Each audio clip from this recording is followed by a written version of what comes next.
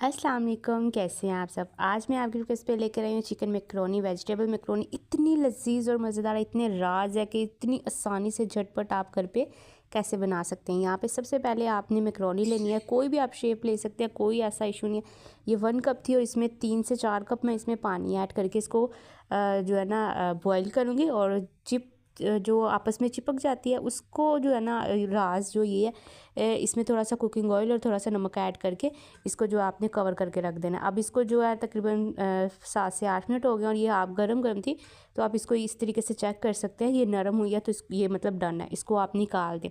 और आपस में ये चिपकती इसलिए आप ऑयल नहीं ऐड करते, इसलिए वो आपस में चिपक जाती है, और ऑयल लाजमी ऐड किया करें। अब थोड़ा सा कुकिंग ऑयल लेंगे, इसके अंदर मेरे पास वेजिटेबल है और चिकन है। चिकन जो है आपके सामने मैंने हाफ़ कप लिया, और ये सारी वेजिटेबल थी ना, ये सारी मिला के 1 कप थी, जिसमें मैंने बिल्कुल बारीक बारीक कट करके गाजर और शिमला मिर्च, बंद गोभी और मटर लिए थे, और थोड़ी सी मैंने जो ग्रीन वाला प्याज होता है ना वो लिया था।